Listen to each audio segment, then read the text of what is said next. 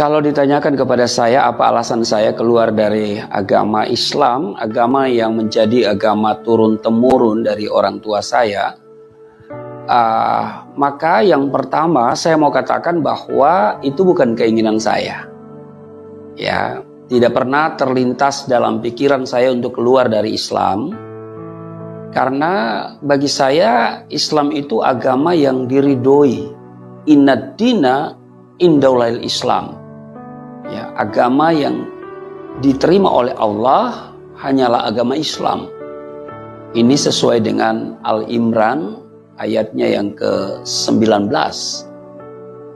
Nah, jadi tidak punya keinginan ya sama sekali.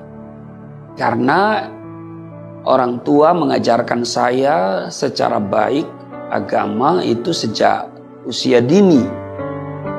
Di umur 6 tahun sudah diajarkan membaca kitab suci Al-Quranul Karim. Lalu sampai hatam di usia yang cukup muda waktu itu ya. Dan umur 12 tahun ya sudah hatam. Lalu kemudian diajarkan untuk sholat 5 waktu.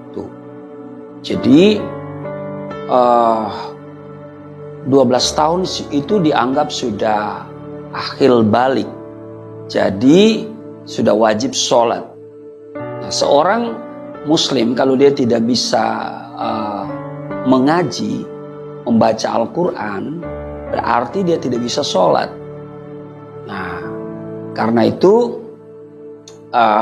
sebagaimana juga anak-anak muslim, kami sejak kecil belajar mengaji, lalu menghafal surat-surat pendek untuk bisa sholat.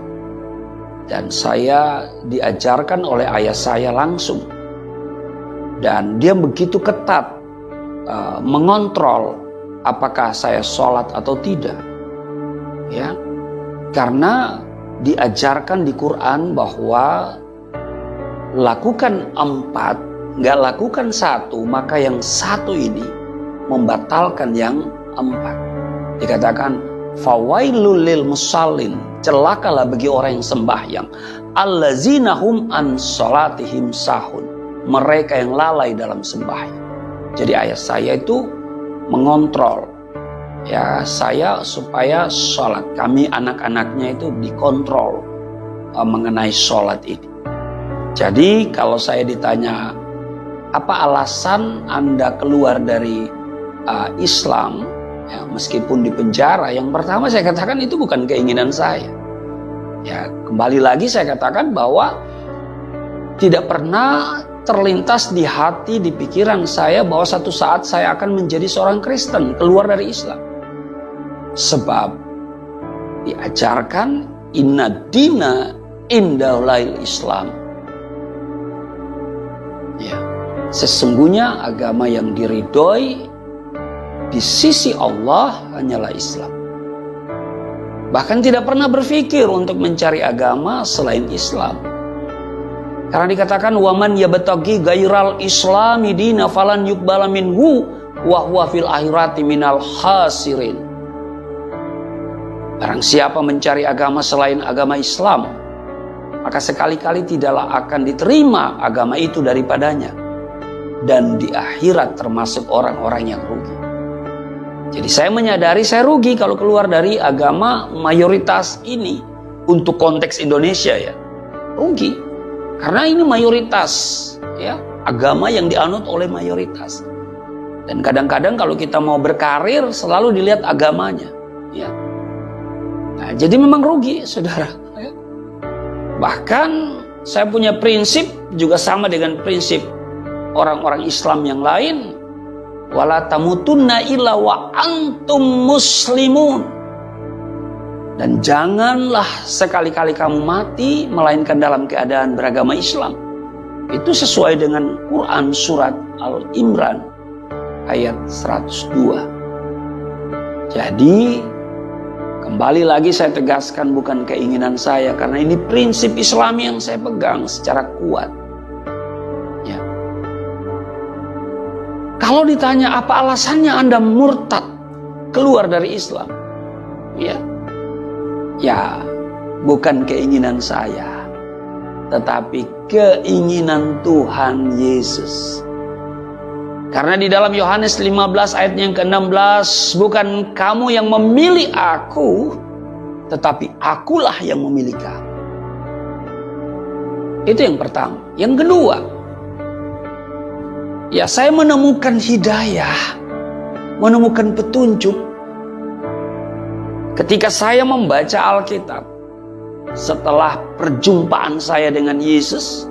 Ya, karena diawali dengan perjumpaan. Ya, Isa Al-Masih datang pada saat saya sedang menyiapkan ibadah subuh, salat subuh.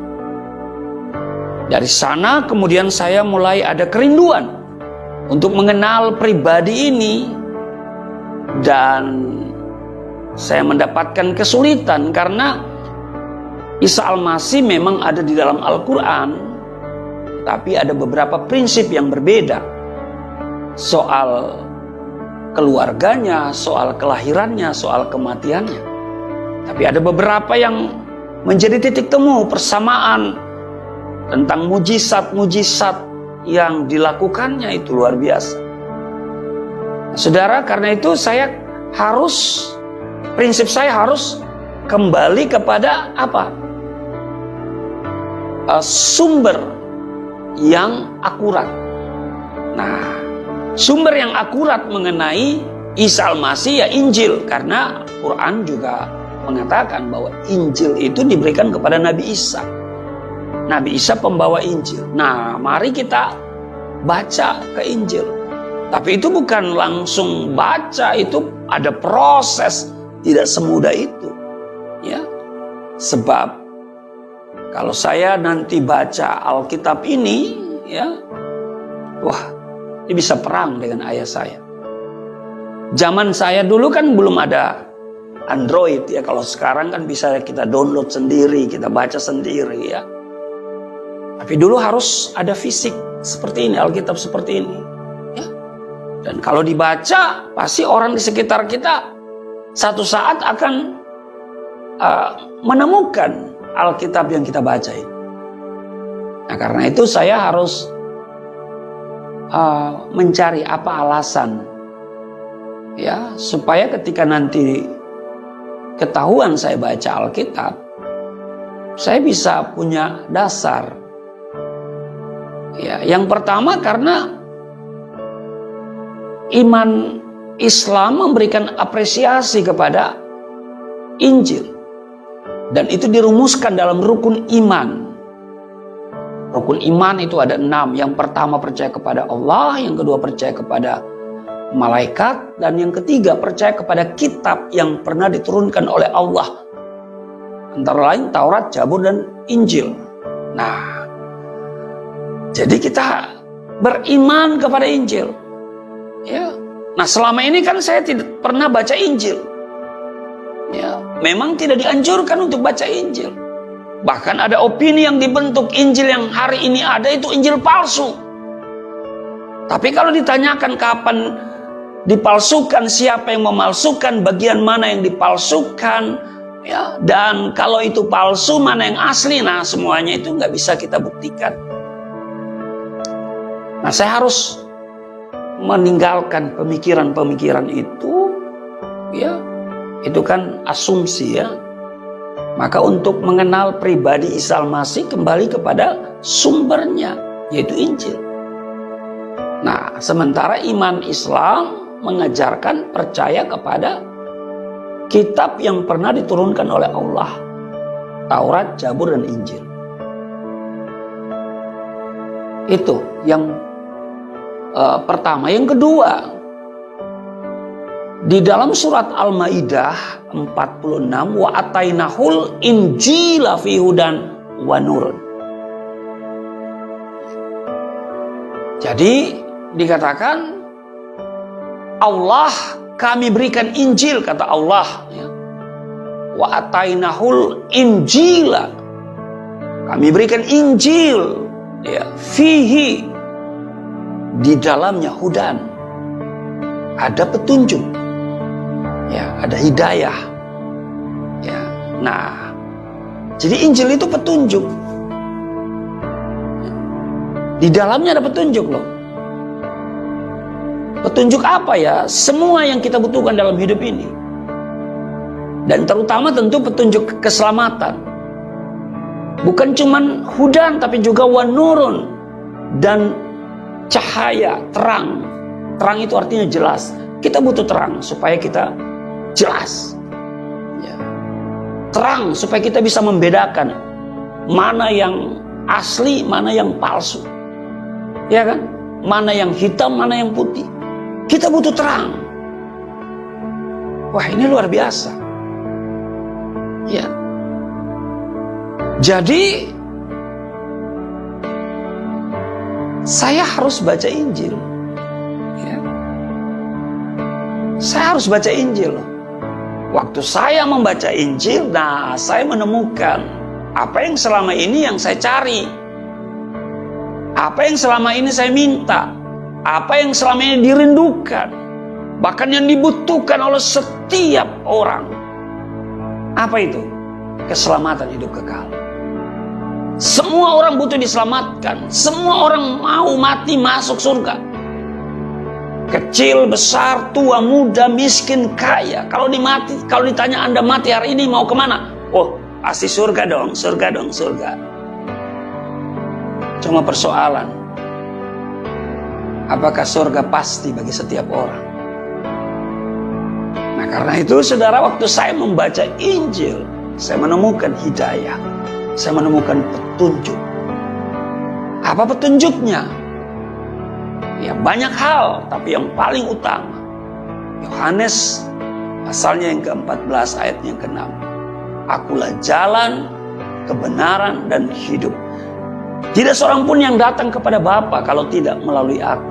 Ini ucapan Isa Al-Masih, Yesus Kristus. Dan pastinya adalah kebenaran. Ya. Karena Isa Al-Masih itu adalah kebenaran itu sendiri. Ya.